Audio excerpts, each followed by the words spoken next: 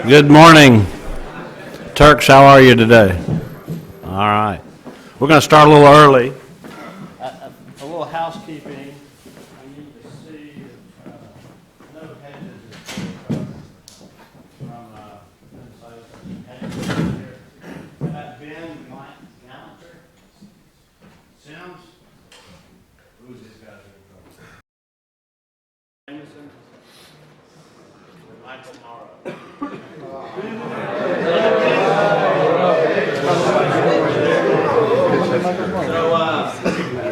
Welcome to Career Day 2020. We're going to have a great time today. Lee has put together an unbelievable program. So be sure and thank her and all our guests throughout the day. You'll get, as I said in your senior meeting a couple weeks ago, you'll get out of this what you put into it. So I encourage you to pay attention. We'll play a couple quick little games. Does anyone know what I used to do before I was the development guy at NBA? Ms. Howard, you can answer. Does anyone know what I used to do? Actuary? All right, hey. Actually, except for you already. Hey, you can answer this one. Does anyone know what an actuary is? Yeah. You predict how long people are going to live. Yeah, right. You don't look so.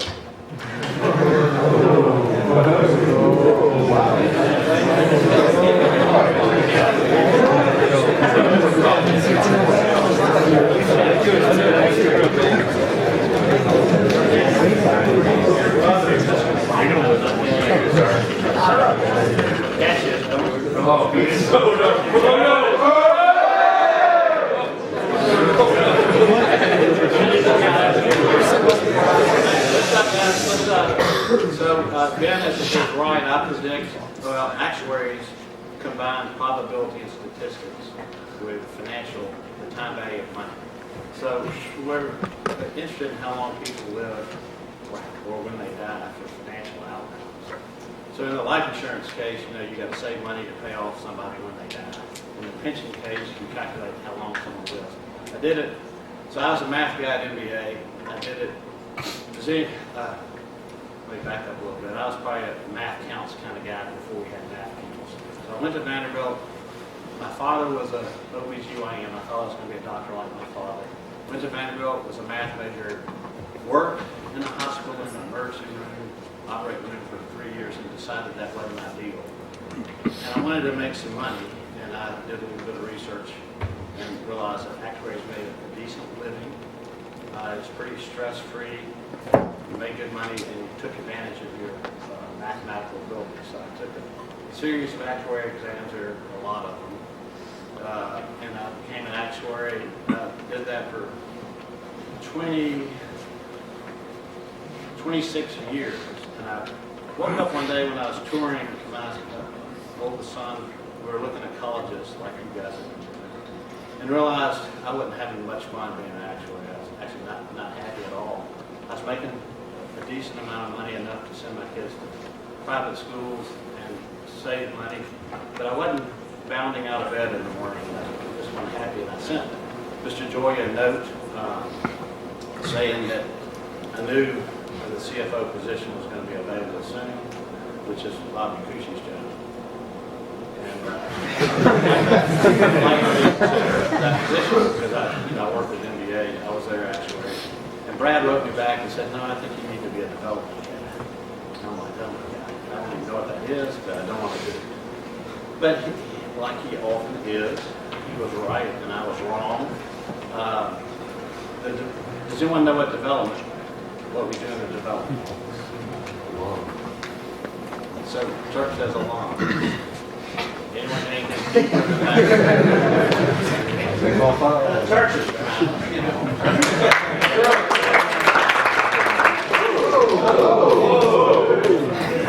So does anyone want to go a little deeper than that? Tripper? Patty. Raise money? That's a big part of what we do, but really you got to back up a little bit. What we do is develop relationships with our alumni, our students, parents, community. We try to make everybody happy. So I've been doing this 6 or 7 years, actually 8 years, wrapping up my 8th year. and I do bound out of bed in the morning. I don't make nearly as much money as I used to, but it's about more than money. You got to make money to meet your needs, but you need to be happy with what you're doing. And I encourage you to listen to what these guys have to say, explore various options, and keep an open mind, because chances are your first job will be your last job. I got a few more gifts, and this is for Aiden and Matt, because one day they wrote me and said, hey, do you want to go to lunch? And I had to know why they wanted to go to lunch. I still don't really know why we went to lunch.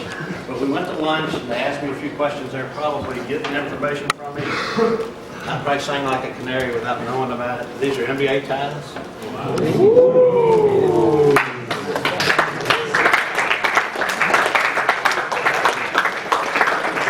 The message there is, come see us on the 3rd floor of the ball building. We're not scared. We do want to maintain relationships with you guys for years to come. And then I think I have a couple more gifts. Let's see. I'll give Church another one. This Church is my favorite. The last one, and you gotta, I'm being real serious about this, you gotta answer this as honestly as possible. I don't want any fake answers. Who is thinking about asking Camden to prom?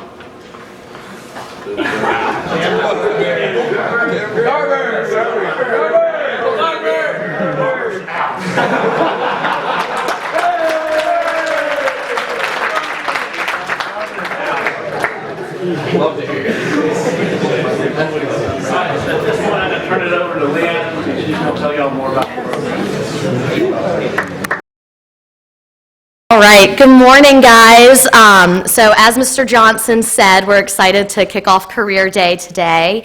I work up in the Alumni and Development Office as the Associate Director of Alumni Relations. So as y'all are about to become alums yourself, we're really excited to host this day for you.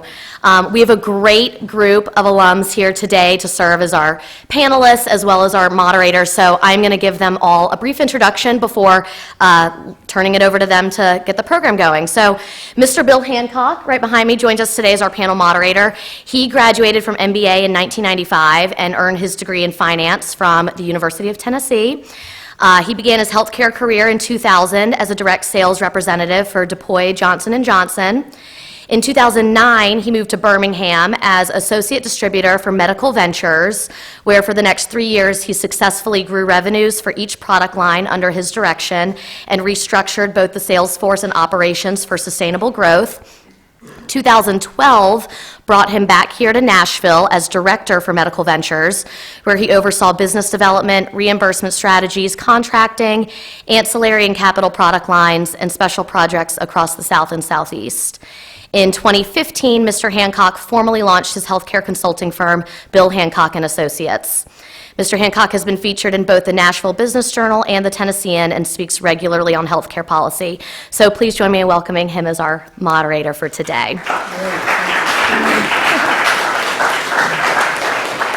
Okay, so now I'm excited to introduce our panelists. So starting on my far right, we've got Mr. Jackson Balthrop. Mr. Balthrop graduated MBA in 2003 before going to Houston to attend Rice, where he pursued a biology degree and ultimately added an economics degree after an internship in investment banking. After undergrad, Mr. Balthrop joined J.P. Morgan and spent 5 years as an investment banker, where he provided advisory services for mergers and acquisitions, as well as debt and equity capital raises. In 2012, Mr. Balthrop joined the public software company Solera in Dallas to help drive growth and geographic expansion through acquisitions. This led him to serve as the CEO's chief of staff and as a regional CFOO, and he ultimately led the go-private sale of the company to Vista Equity Partners in 2016. In 2017, Mr. Balthrop left Solera and moved back to Ashland City. In 2018, he founded the venture capital and private equity firm Liana Partners to invest in and build niche small businesses. So please welcome Mr. Balthrop. All right, moving down the line, we've got Mr. John Bearden, who graduated MBA in 1995 before heading to the University of Georgia, where he majored in finance. Mr. Bearden joined Renaissance Bank as the Middle Tennessee president in December of 2018, and prior to the new position at Renaissance, he spent the previous decade at Stern, Agee and Leach, and then Stifel Financial. Notably, Mr. Bearden led the Financial Institutions Group at Stern Agee and then the Depository Fixed Income Group at Stifel from 2015 to 2018. Mr. Bearden began his career in 2000 at SunTrust in Atlanta, where he served in various capacities in the commercial and corporate and investment banking groups. Please welcome Mr. Bearden. Finally, Mr. Matt Bodner graduated MBA in 2005 and completed undergrad at the University of Richmond. Mr. Bodner is considered a deal maker and strategy expert who has scaled businesses across multiple industries. He is the chairman of Fresh Technology, co-founder and managing partner of Fresh Capital, and managing partner of Fresh Holdings. Mr. Bodner has been named to Forbes 30 Under 30 and is partner in multiple Inc. fastest growing companies and has been covered by Forbes, Inc. Magazine, Entrepreneur, and Business Insider, among many other publications. Additionally, he is the creator and host of the Science of Success podcast, which has more than 5 million downloads. Mr. Bodner previously worked as a consultant in China and spent several years at Goldman Sachs. So please welcome Mr. Bodner and all of our special guests.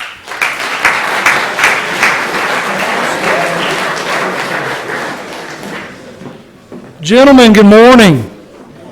Let's try that again. Gentlemen, good morning. All right, that's much better. Congratulations on making it to your senior year. I know what that's like. I've been there, and so have the distinguished panel members here.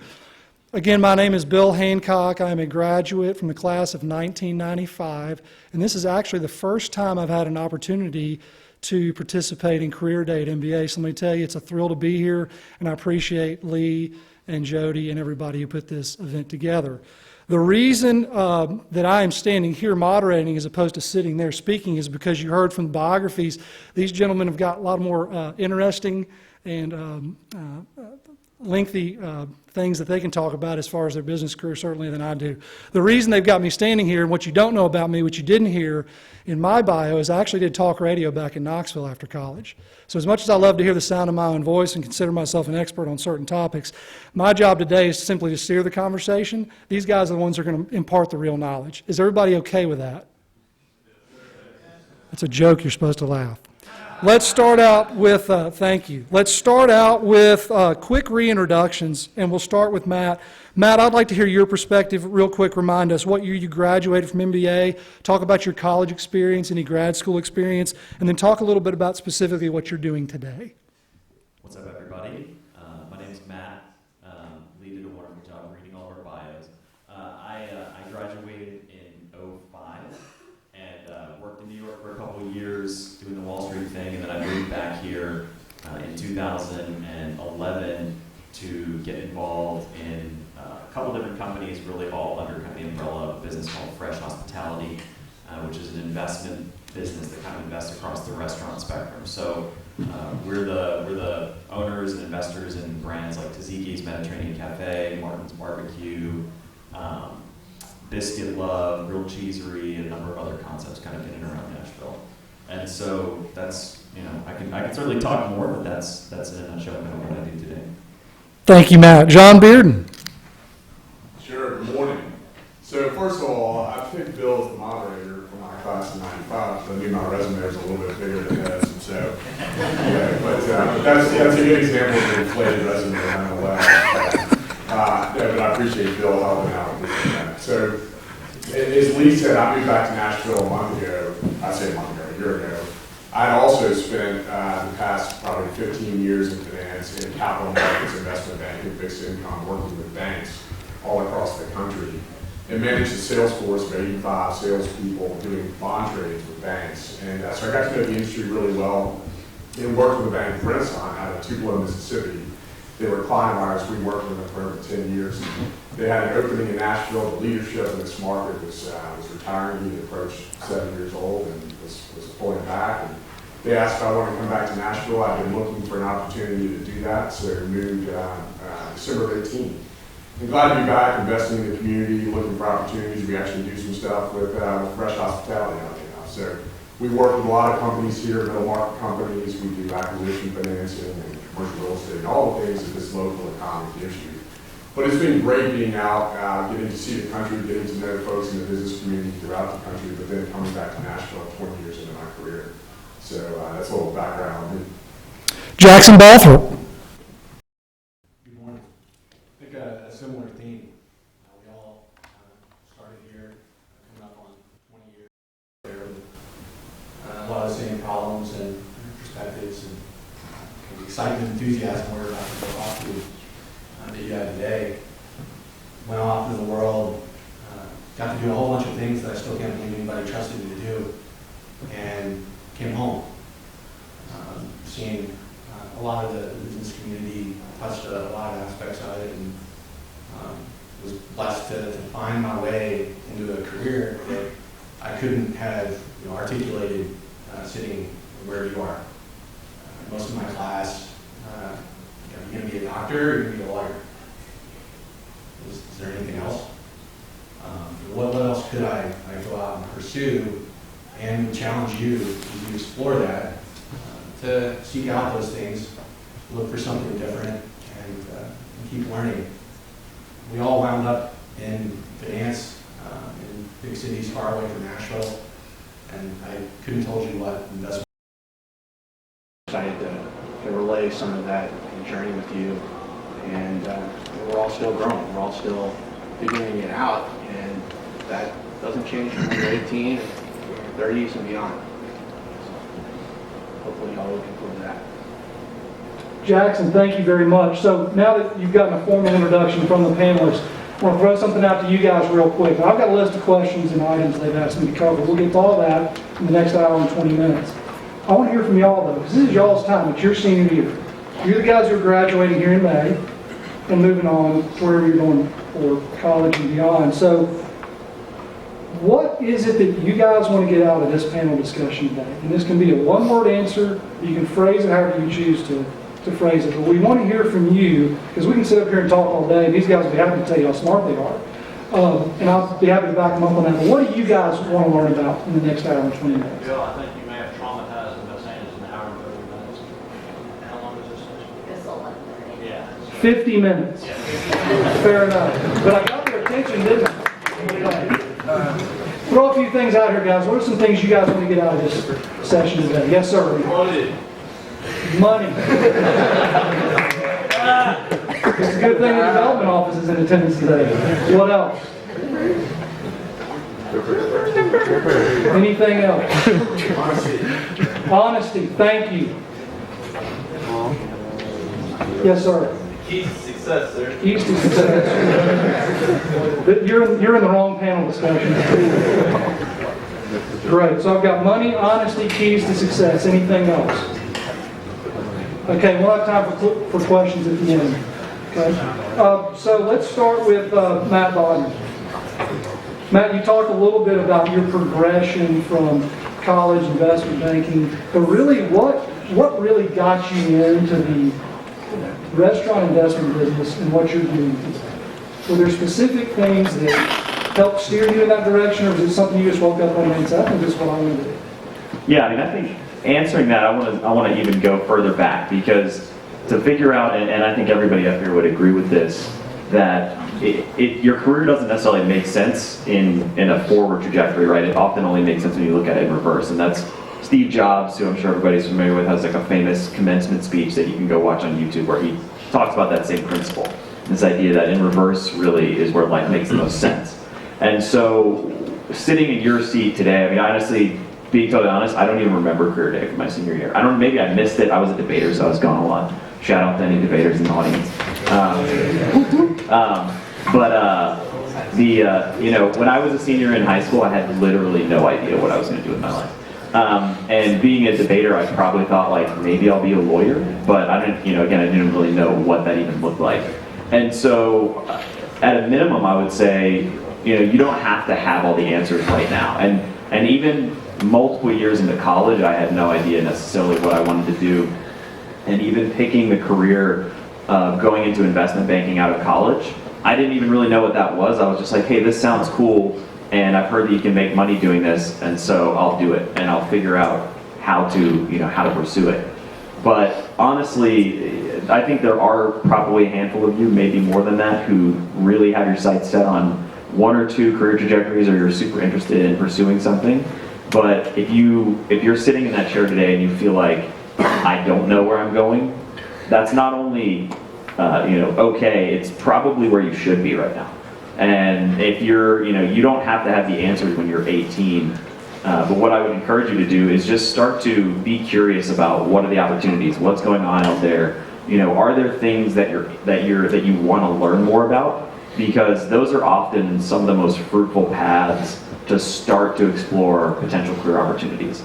To me, curiosity is one of the biggest drivers of that. And if you can, it doesn't matter whether you're interested in stem cell research or buying companies or being a pilot or whatever you want to do, go figure out ways to start getting engaged in that as soon as possible. And the reality is, like, even when I was 15 years ago, whatever, when I was in year C, the world is a very different place. The world wasn't nearly as flat as it is today. And with things like the internet, all this kind of stuff, I mean, there's no real barrier to you getting started on anything that you want to do, anything you're interested in, anything you want to learn about. And you have to be proactive. Like, one of the best parts about MBA is that they push you really hard. And a lot of you, when you get to college, you'll realize, like, MBA was harder than college. At least that was my experience. I know a lot of people have that similar experience. But the downside of that is, like, once you get out to the real world, especially once you get out of college, there's nobody driving you anymore. You have to learn how to drive yourself. And so, to me, one of the biggest takeaways from that is, like, you have to have some kind of curiosity. Something has to be pulling you into what you're doing. And so I would just encourage you to really think about, how can you start today to proactively, any of the stuff you're interested in, just start doing it. Join a club, start a project on your own, whatever it might be. And the summer between senior year and your first semester of college could be a great opportunity to get started on something.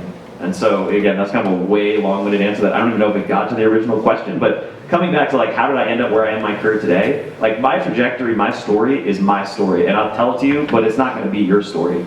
And your story really has to start with, the acceptance of the realization that you're probably not going to know what you're going to do. And even when some people, change careers 20 years into their career, right? Like Jody. So you have no idea where their trajectory is going to take you. I would just say, be curious, be open-minded, and be proactive. And if you do those things, you'll be successful regardless of the path you pursue. Thank you, Matt. You can see why Matt hosts his own podcast, too. Highly articulate guy, and touched a lot of things right there. We appreciate it. John Bearden is the president of the Middle Tennessee Division of Renaissance Bank, which is a large regional bank. John Bearden, did you ever think, sitting in a room similar to this, upstairs in a different building in 1995 before you graduated, that you'd be in this position? And what do you feel like got you to the spot where you are today? Sure. The answer is no. I mean, I never had an interest in banks, and that probably continued well into my 20s. So I would echo a lot of Matt's comments. You don't know what you're going to do here. I mean, some of you may, but I would say that evolves over time. It stems from a curiosity that you will pick up when you go through college and you start building a network in your early career of certain things that you don't see today that will begin to interest you. And so I would echo a lot of Matt's comments, but I would also add one other thing. I think it's really important to build a network. And that's your high school friends, your college friends, the parents of all of your students, and make sure that you continue to foster that network and expand that network when you get out of college, because that's what's going to lead to opportunities. And you've got to do the work in school and certainly out of school and do a good job and work hard in your first career and as you move up. But I think establishing that network and exploring opportunities and being able to seize those opportunities when they come up will lead to other opportunities. And so I'm the old guy on the panel, we're all finance guys, but I'm 43 and I still some days think, what am I going to do when I grow up? So, this is a stop in my career path. Do I think it's the final destination? I don't. And I don't know where it's going to lead ultimately. But I look at a bank and what I'm doing now, it could be a widget manufacturer, it could be a service company, it's running a business. So I'm dealing with people every day that happens to be in the business of managing money. but it's just a business, and it's dealing with human beings like we do every day. And that could be an engineering firm, it could be an electrician firm, electrical firm, it could be a law firm. You're dealing with employees who have expectations around compensation. We have to deliver results for shareholders. And so it's about a whole lot of things that come into play beyond just seeing the bank on the corner of the bank branch. There's a lot that goes into it. And that's what intrigues me, and what I get excited about every day is getting my employees motivated and figuring out how we can take market share from our competitors and how we can deliver a good return to our shareholders. So when I was sitting in your shoes, I had no idea where I barely knew I was going to go to college. I was going to Sewanee. It was Brad Joy's first year at the MBA, and he was pushing me to go to Sewanee, and my dad said, why don't you go down to Athens? And I went down Masters weekend in the spring. It was a beautiful day, huge parties, and I ended up going to the University of Georgia, and that's what decided why I ended up going to the University of Georgia. But that set me down a career trajectory, getting involved with SunTrust, because SunTrust is based in Atlanta. They recruited me out of school, and I don't know what my life would have been if I'd gone to Sewanee. Not that Sewanee is a bad school, it's a great school, but again, you can't really plan what's going to happen, but I again go back to remaining curious. There's a lot of things that you will encounter. There's tons of businesses, different concepts that you will encounter along the way. And I would encourage you just to find something you're passionate about and pursue it. John, thank you very much for expanding on that. Let's talk to Jackson Balfour next. Jackson, as he mentioned earlier, started out with a large investment bank down in Texas. High-rise glass building, very sexy. Now he's hung his own shingle in Ashland City, right? So Jackson, if you would, talk a little bit about your progression from your first work there in Texas to what brought you back to Middle Tennessee to start your own business. So, like, truth, right? We can tell you, looking back, and it makes a ton of sense. This is the exact kind of streamlined point-to-point that I followed. Leaving here thinking there's nothing more exciting to me in the world than biology. That was just the neatest thing. I wanted to learn everything about it. It's going to change the world, be a scientist. If I understood biology, we could fix anything. A couple years later, sitting in a lab, counting bacteria, is what I want to do in the rest of my life.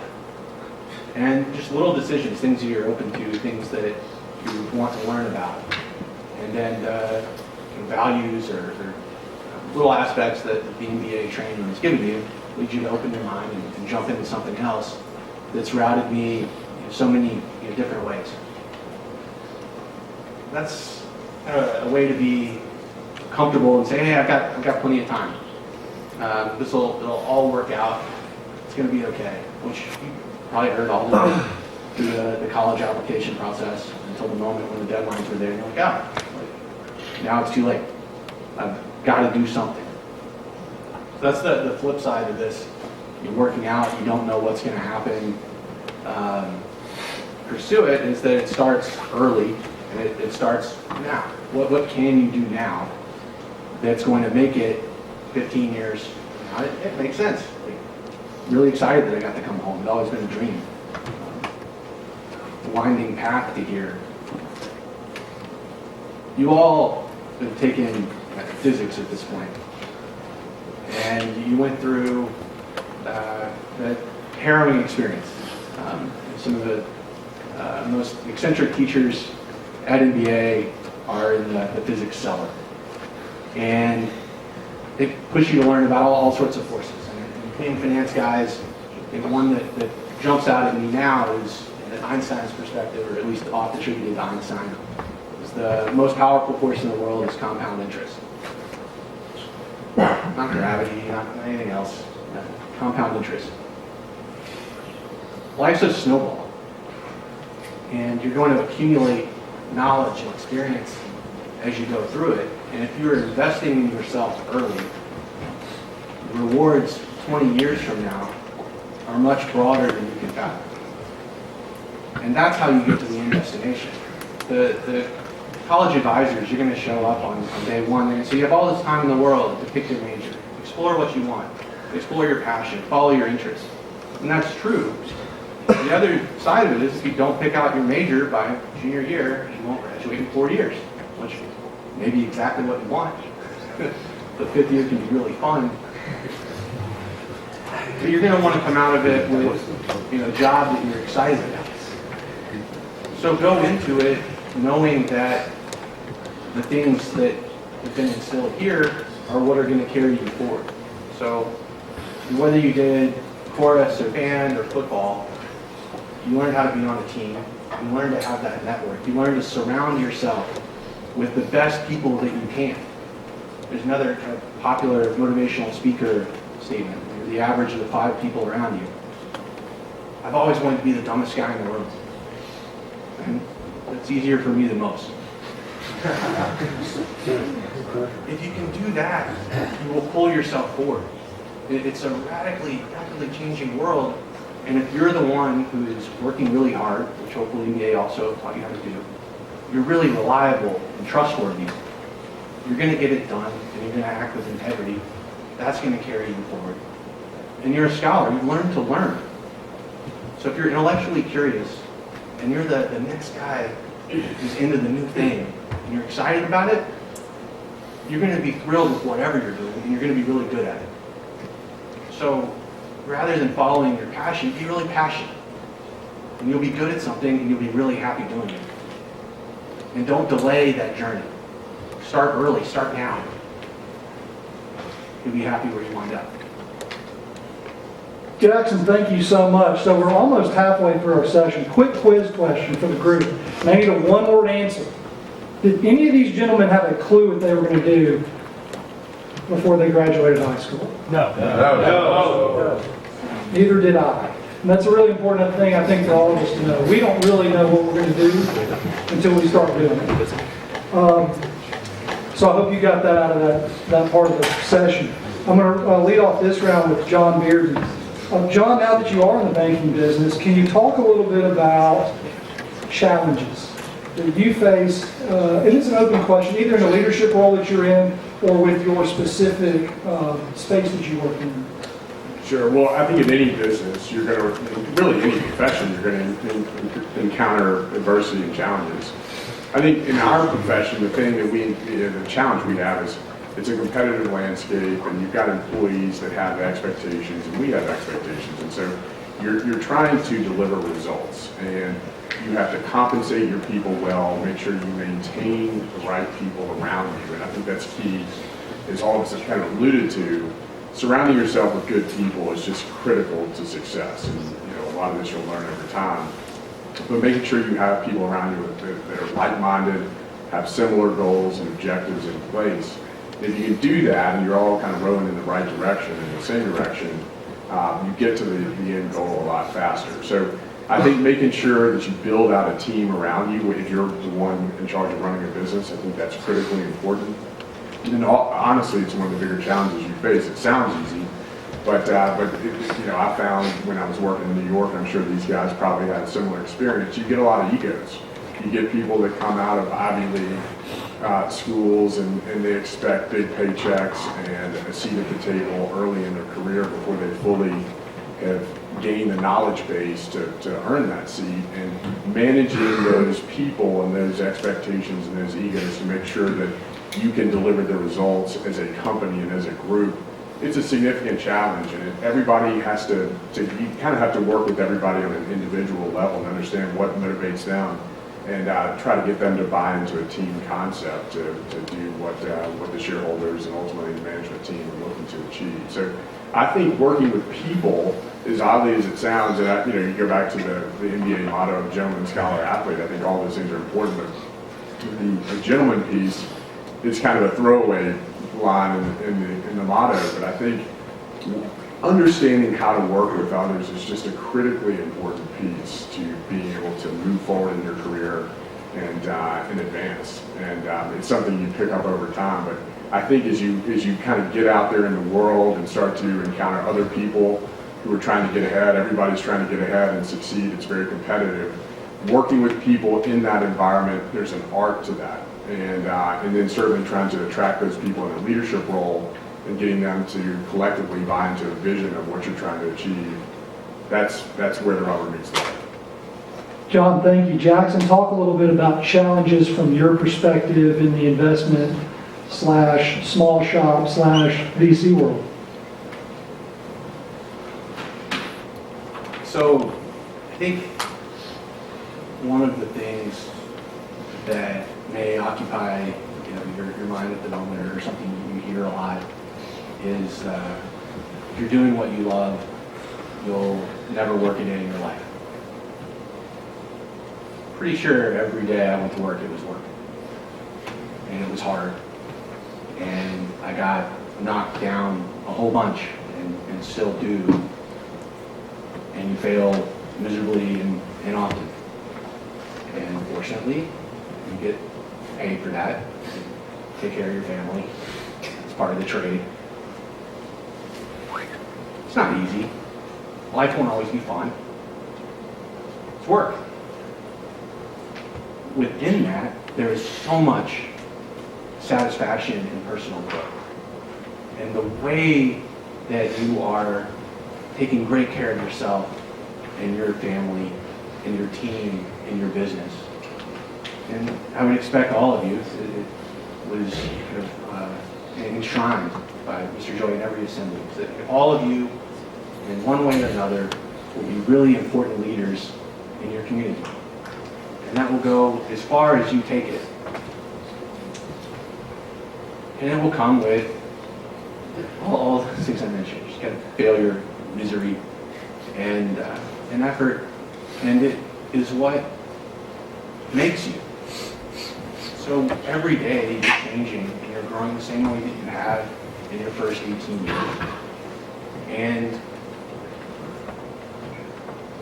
that ask, that requirement, that yes, I'm going to get out of bed again this morning, becomes something that you look forward to, and whatever you're doing. And I think that you're not going to find kind of a corner of the street to hide out in where that's not the case. And the most successful people that I've been able to work with and learn from take that and make something of it. People problems. Yeah. Who showed up today, who didn't? How do I hire the best people that I can? How do I be the best leader with them that I can? How do I adapt to all of the things that I don't know?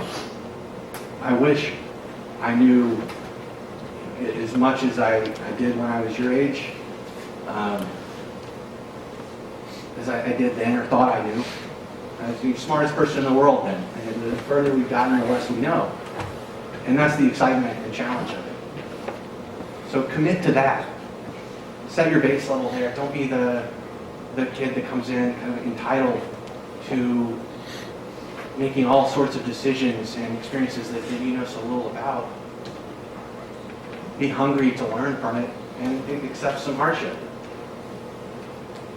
And everything's really great and smooth. Keep your gratitude higher than your expectations, and commit to the journey. Learn. Push yourself. Jackson, thank you.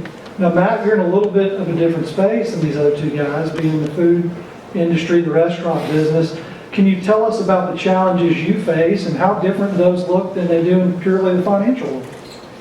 Yeah, I would say the challenges that you face in any career trajectory, I mean, I think John and Jackson have both outlined some of the high level stuff, which is basically, in any business, fundamentally, what you're dealing with are just other human beings, right? Other people. And so there's all kinds of challenges and things that come with human interaction, but the reality is a lot of those things, as John said, it doesn't really matter necessarily what industry you're in. It's fundamentally about building if you want to be a successful leader, if you want to lead people, if you want to be in a high position, successful in a company, whatever, and they've actually done a lot of psychology research about this.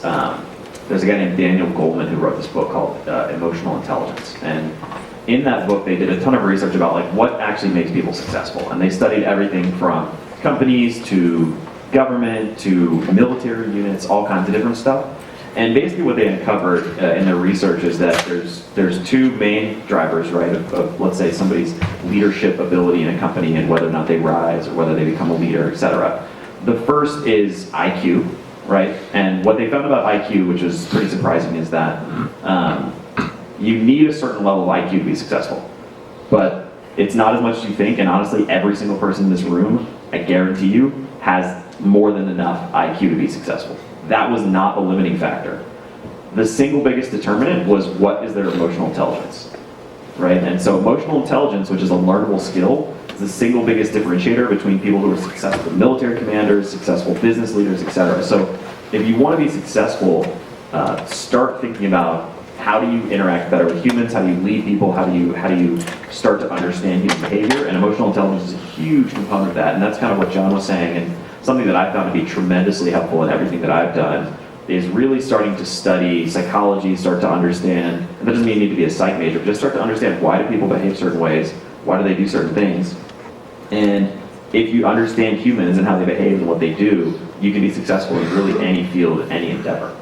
But even coming back to something that Jackson said, which is really important, which is basically that one of the things that MBA didn't prepare me very well for, and this is not a knock against MBA, because it's an incredible organization, huge advocate supporter. It's like the 5th time I've done Career Day, like I'm a big fan.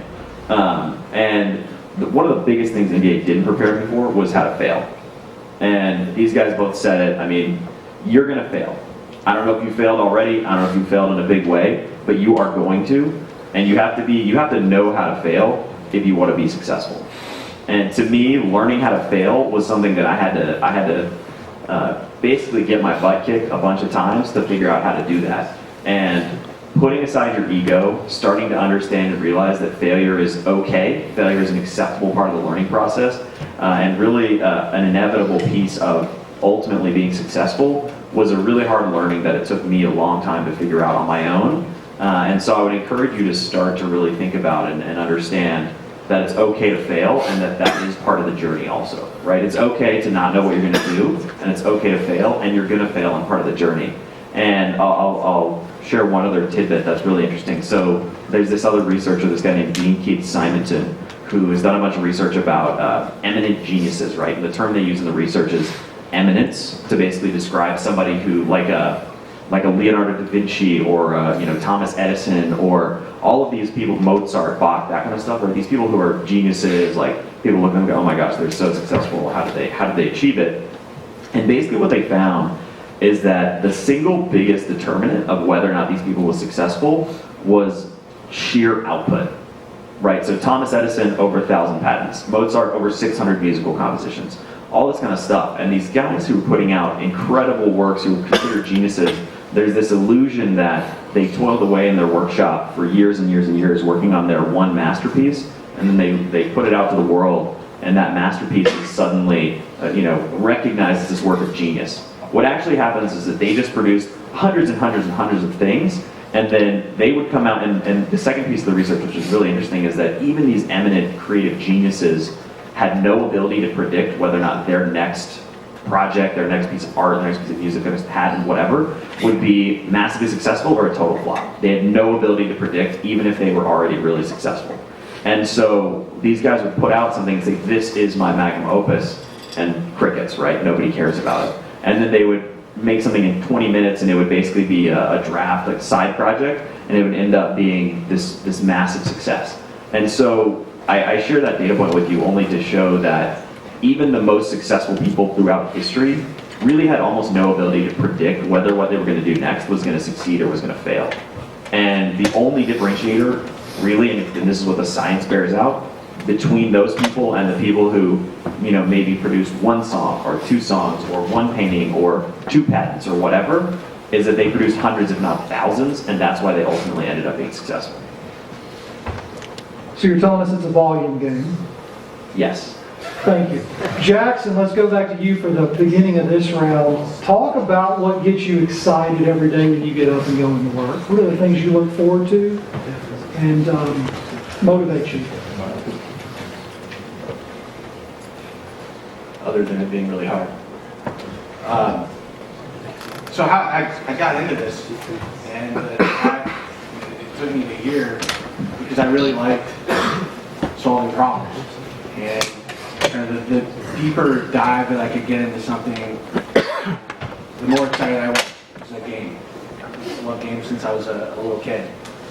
And when I got the opportunity to start making choices about where I was going to wind up and not knowing much about where I was going to wind up or what I was going to do, I always looked for open door decisions, things that were going to create more choices than eliminate, and kept persisting in following that path all the way through. Added a major, took internships. Is this a step forward? Am I building a resume?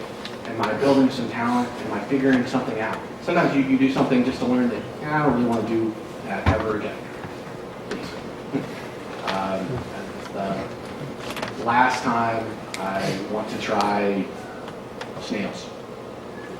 Won't eat them again. That's gross. It was an experience. It was a valuable thing to do. And I learned from it. You can do that all the way through your charting the course, and how I wound up in investment banking. So it's just going to let me learn about all of these different businesses, that I can interact with these really smart people, and I will get to be involved in some of the most significant transactions for these businesses that they're ever going to have. I'm going to get to do a bunch of those a year. And in the first 5 years of my career, it'll be like working 20. So in that 5 years, I'll have more choices than I do today.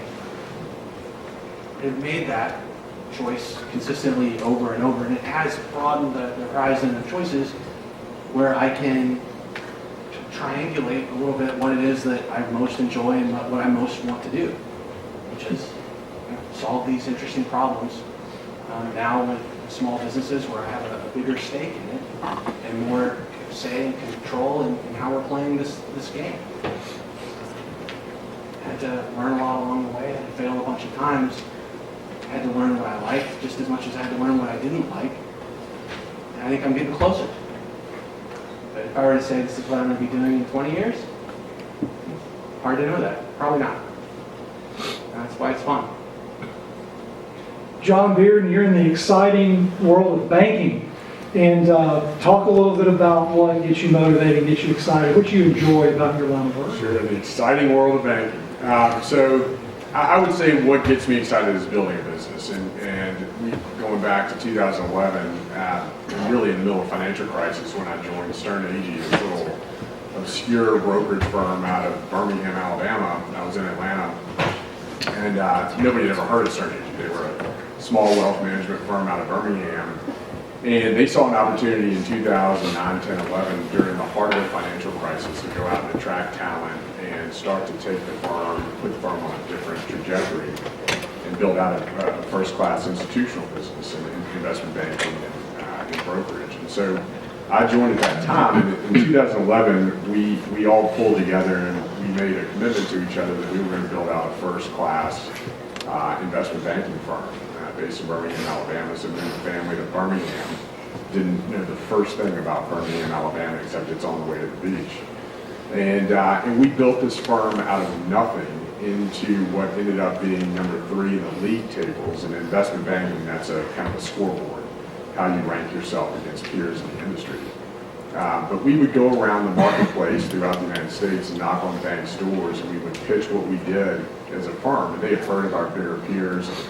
They would laugh and say, "Who are you guys?" And we had to scrap and claw and fight to get in the door. And over time, they would start to come to our conferences. They would let us in the door. They would hire us on deals. And we moved that firm from complete obscurity to number 3 in the league tables before we sold to the number 2 player. And I will tell you, there are tremendous challenges and frustrations on that path as you take a small company that nobody's ever heard of, and you're competing against the 800-pound gorillas in the industry. But the rewards that come from it when you have success are that much greater. And so going back to the question, what gets me up in the morning, what gets me excited, it's building something like that. And that's why I came to Renaissance Bank. When I was in a good spot at Steeple, we had a great team, and I felt like in my career I was kind of on the hamster wheel. It was just at the whims of the market, good year, bad year, good year, bad year. And we had penetrated the industry, and we were working with everybody we wanted to work with. And so I was looking for a new challenge. And Renaissance is a bank that's $13 billion in assets, and for context, that's kind of the size of a Pinnacle Bank, which you all are probably familiar with, probably 3 or 4 years ago. But nobody knows it in Nashville. And I knew that early on. I went out and talked to business leaders, people I knew in Nashville and stayed connected to over the years. When I got here and spent the first couple of months just asking what people knew about us, and the answer was nothing. And I knew we had to make a splash and build out the team and really make a splash in the marketplace. And I'm going to give one story of one thing we did, which has been really fun to work on, which has an NBA connection. So when I got back in town, I was looking at the Business Journal and saw one of my old, not classmates, but he was at NBA when I was there, which is Will Alexander, Senator Lamar Alexander's son. Will had left a private equity group and joined the soccer club. He had joined John Ingram and his team. And so I just cold called Will. I hadn't talked to him in probably 15 years prior to that.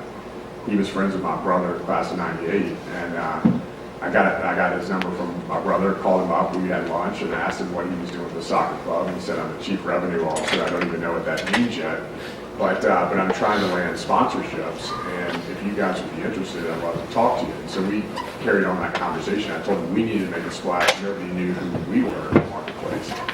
And we got close to the soccer club over the course of about 6 months and spent time with John Ingram and their management team. And ultimately, it led to a partnership with the club where we became the jersey sponsor for the new Nashville SC soccer team, which kicked off a couple of weeks ago. And again, it's just, we've got a long way to go in terms of building out what we intended to build out in Middle Tennessee and become a real player here, and moving from, we were number 16 in deposit market share when I got here, and the goal is to be in the top 10. And that requires having the right team on the field, but it also requires doing things like partnering with the right people in the community and folks that can help propel your name forward and give you that market presence. And so working with the soccer club has been a great experience, and it's been fun working with a former NBA colleague. And so, but that's just one of the things. I give you that as an example of, building a business it's challenging, it's hard, and it could be banking. Again, I go back to the fact it could have been anything. And I happen to be in banking because over 20 years I've learned how they work. It's a different way to look at accounting and financials versus a widget manufacturer. Banks are a little bit different. And I've spent a lot of time around them, advising them, and so I hate to say expertise, but I have a knowledge base around banking, so it led me to this profession. But it's really building a business, motivating employees, figuring out how you can take market share. And, again, what gets me excited, I'm competitive. I was here, played football here with Big Bill over here, and I didn't know that was my nickname. we were slightly better than average, but again, you have that competitive drive, and I'm sure many of you have that, and you want to compete, whether it's in athletics or in the business world, you want to win. And that's what gets me up every morning, trying to figure out how to do that, and surrounding yourself with like-minded people to go out and accomplish that objective. Awesome. It's fourth quarter. Speaking of football, everybody stand up real quick, because I see some people dozing off and falling asleep. Let's get the blood flowing for a second. While you're standing, hold on. While you're standing, I want one-word answers from the panel. Listen to this, guys, because this is really important, I think. One-word answers from the panel, microphone or not, your call. Matt, looking back from where you are today versus where you started, would you have done anything differently? Yes or no? One word, that's pretty tough. No. Thank you. John Beard, would you have done anything differently? I would have majored in accounting. It was a one-word answer. Jackson, what about you? Anything different, yes or no? Yes. Okay, everybody sit down. Thank you. Jackson, since you answered us honestly, because somebody over here asked for honesty earlier. Who was that? Honesty. What's your name? Ike, thank you. Ike asked about honesty. Jackson, why did you answer that question yes? And what would it have been if you would have done differently? It's easy to answer yes. Other, saying no precludes any other mistake or opportunity, so it's the one that's easiest to refine. Yeah, I've made all sorts of mistakes. I go back, I wish I hadn't missed that deadline, or I wish that I had hired a different person. I wish I had taken a different class in college. Not necessarily a major, but there are all sorts of opportunities that I missed. The flip side to it is, that was the right answer too. That I couldn't have foreseen all of the opportunities that unfolded and how every mistake got me to where I am. Every failure was a learning opportunity. And you've got to have a large volume of production. You also need a large volume of failures. Because you'll learn way more from your failures than from your successes. And it's adapting and moving on and leveraging those to success. So one word, yeah, I can think of some really awful, uncomfortable moments with clients, bosses, employees, professors, everybody, everywhere along the way. Yeah, okay. A reflective person, wish I'd done that differently, wish I'd probably said that a different way, or hadn't offended someone, or occasionally you want to retake. Pretty happy where it wound up though. And gotta use those failures and that discomfort as part of your path. Change some of it, yeah, but hang on to most of it. Appreciate the honesty there, Jackson. We've got 10 minutes left, and I want to make sure we've got enough time for Q&A. So gentlemen, be thinking about any questions you might have for the panel, and we're going to give them each 1 minute. So 3 minutes, you need to be ready to ask questions. 1 minute, starting with Matt Bonner this time. Matt, give us 1 minute on how your MBA experience, and I'm not using the word education, your MBA experience prepared you for what you're doing today. I think MBA was tremendously valuable to prepare you for pretty much anything. I mean, as I said earlier, it'll prepare you for college, it'll prepare you for life. I mean, it really teaches you how to play and do anything in life at a level way beyond what the education that most people are getting. And especially really to me, honestly, the most valuable thing was debate. Just tremendously valuable activity. And I can't speak highly enough about it, but honestly, I mean, I wouldn't even be even close to what I've achieved, what I've done, where I am today without going to MBA. No question about that. Tremendously valuable. John Beard, the MBA experience. Yeah, I would say, I would echo all those comments. You're going to be very well prepared when you go out there. I found, like Matt did, that MBA was much more challenging than college. Not that college is easy, but when you have the work ethic and the discipline that you learn here at MBA, you're going to be very well prepared for college and then life after college. I think a lot of, the hardship that people go through is when they leave college, they don't have any structure around their life. They have to go out and find what they want to do and pursue it without somebody pushing them. And at MBA, you kind of learn that. You also learn how to deal with other people here. I think I've watched other friends over the years who didn't have this background, and the diversity that you will encounter out in the broader world. I think you learn how to interact with folks here. That's certainly going to pay off for you down the road. But I think the key things are just the discipline and the approach to how you tackle the work and the challenges that you face every day. Most people don't get that in high school. And then the brotherhood and the network that you build here, it will continue. I moved back a year ago. I work out every morning. You probably can tell, but I work out with probably half a dozen to a dozen of my former Class 95 friends, and we do try to do business together whenever we can. So again, keeping that network, it will help propel you wherever you go. We would meet in Atlanta with MBA alums. I know that's true in New York and Washington and beyond. So stay close to the folks that are in this room. They can help you down the road. Jackson, MBA experience translating into how you're doing your work today. The fellowship dynamic is huge. Learning how to be around and stick with a group of people committed to excellence and have so many talents has been really important in my personal life and in career. Looking for mentors above me. Many of them graduated ahead of me here. They've been coworkers, have been business partners. Many of my closest friends today I met here, stuck with all along. And what we learned about friendship here was something that carried into the network and friends I built afterward professionally in college. The other thing I think it's important to carry with you from here, you've taken a bunch of classes at this point, you're kind of grinding your way through the last bits of them.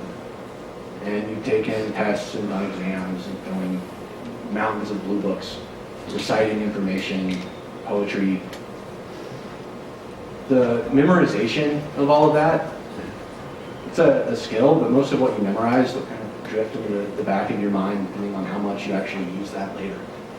The skill of how you learn and the principles of critical thinking that you get from the scientific method or writing a theme or doing calculus is what should differentiate you in college and your career and beyond. The economy has changed a ton. We barely had email when I was here. Smartphones, all of that, completely novel. Who knows what it will be like when you're graduating from college or 20 years into your career. Entire industries will be uprooted very different from anything we thought of today. If you can learn and you're curious and you pursue that, you will stand out from the rest of the folks you're competing against, working with. It's how you'll make a difference. So use that skill. Take that with you. Keep learning. Thank you, Jackson. So there were three things you guys wanted us to hit on. The first of which was honesty. I think we checked that box. Yes or yes? Yes. Okay. The second one was keys to success. I heard the word failure a lot. Did anybody else hear failure a lot? Guys, failure is the key to success. You learn a lot more from your failures and your losses than you do your wins. The third thing that you guys asked about that we didn't talk about is money, but I'll address it. Find something you love to do and do it. The money will follow. Now we've got just a few minutes left. Our panel would love to answer any questions from you gentlemen. Is there anything you'd like to ask these guys while you have them, or anything else that we didn't cover that you'd like us to cover? Yes, sir, in the sweatshirt. What failure has taught you the most in your career? So what was the failure and what did it teach you? John, are you trying to say something, Matt? I mean, honestly, there's a tremendous amount of failures. I mean, I've launched failed businesses. I've lost hundreds of thousands of dollars in bad investments, like all kinds of stuff. And I mean, you learn something different from every time. Sometimes you learn really specific things. Sometimes you learn really broad lessons. And so I don't know that there's one that stands out as like a crystallized lesson of like, this is the biggest failure that's shaped my thinking. But I would say the biggest lesson that I've learned about failure is to not get your ego tied up in failing and realize that just because you fail doesn't mean that you are a failure, right? And that failing is a part of growth. And so for me, that lesson fundamentally transformed the way that I interact with really everything. Because once you realize that if you want to swing big and you want to be successful, you have to take risk. And if you're going to take risk, you're going to fail, period. And so if you're afraid to fail and you're sitting there because you don't ever want to look bad, you don't want to look like an idiot, you don't want to lose money, you don't want to screw up, you don't want your boss to judge you, you don't want to have bad newspaper articles written about you, whatever it is, if you're afraid, then you're not going to take the risk that you need to take to really hit big successes. So that's the biggest lesson that I've learned from failing. Thanks, Matt. Other questions? Blue shirt. Yes, sir. What would you say you would do if you discovered that once you entered your dream job, you realized it wasn't as good as you originally thought it was, or that you realized you weren't as good as you thought you would be at it? Well, I would caution you that I think most jobs you're going to get into, you're going to find that there are days when it seems like it's the worst place in the world. So you may always find that there's friction there in terms of every day is not, this euphoria. I think one of the things you will learn, and what I would encourage everybody in terms of, even dealing with failure, when you're coming out of school and you think about your 20s as kind of a decade, use that time to find a profession and learn as much as you can. And I made the mistake, as you're talking about failures, of jumping too quickly, spending the first 2 years at a big institution, SunTrust, and then making a move too quickly, it really backfired on me, and I ended up going back to SunTrust. But I moved too quickly because I wanted to chase an extra $15,000 or $20,000. And the reality is I moved to a bad company, a bad company when it should have been. I should have just stayed in the seat and moved up the food chain and learned and progressed in that position at SunTrust. And so, but again, it's about taking risk and learning and trying to challenge yourself. But I would say you will find there are times in your career where you will get frustrated, but I would caution you and urge you to be patient and explore your options. Again, do the right things, work hard, and build a network, and opportunities will present themselves to you. Last question, who wants it? Sweatshirt here.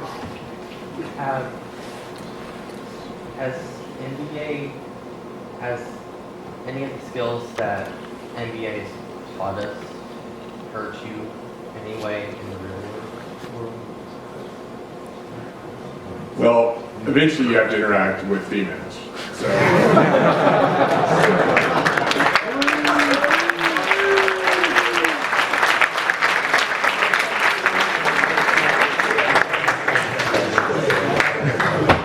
And I would say, in terms of failure, personal failures, I would say, make sure you marry the right person, because that will cost you worse than any bad job decision. But I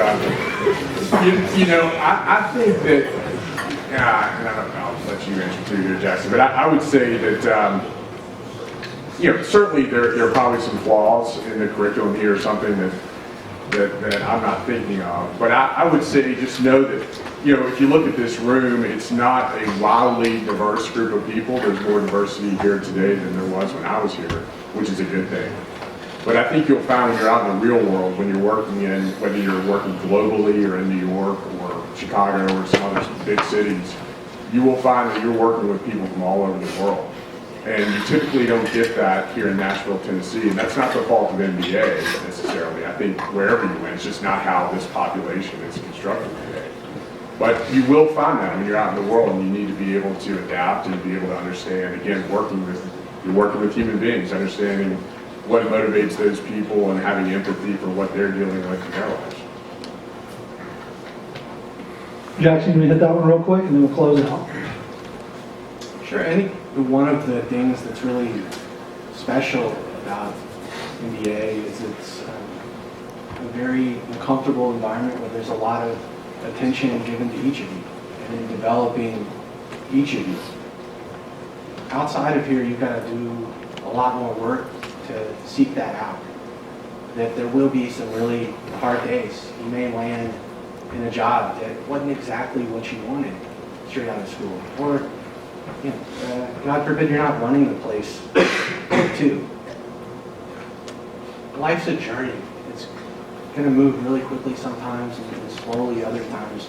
There's going to be failure that's entirely unfair, that has nothing to do with the hard work you put in. It doesn't have anything to do with how smart you are or you doing the right thing. That's okay. That's life. And so I think NBA, while there's terrible things, tragedies that happen here that remind us to hold that empathy, it's still a really comfortable place. So take the times here that were hard, that toughened you, that steeled your resolve, and know that's something that you're really going to need to carry with you in the journey to come. Thank you, Jackson. I'm going to add one thing to close out. Since I haven't got to talk about it today, there's a reason John Beard asked me to be the moderator, not on the panel. When you go home today, thank your parents. Can y'all remember to do that for me? They made a tremendous sacrifice for you guys to be able to sit in the chairs you're sitting in today, go to the classes you're going to go to today, participate in the sports and the extracurricular activities that you're going to participate in today. They're sending you the best school in the state of Tennessee. Thank them when you get home. And let's thank our panel, and then Lee will dismiss everybody.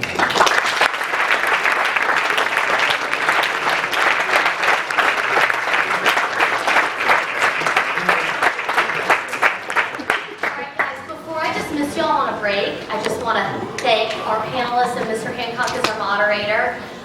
We are so lucky to have these guys taking time out of their day to be here with us and with y'all and to share their stories and experiences. And this is just the start of the day, so I need to remind you all to please pay attention and be respectful of everyone who is taking time out of their day to be here with you. So we're going to dismiss on a quick break. So please be back here in 10 minutes at 11:45. And if y'all have any extra questions, please feel free to come up and chat with these guys. But we'll get started again right at 11:45. So, yeah.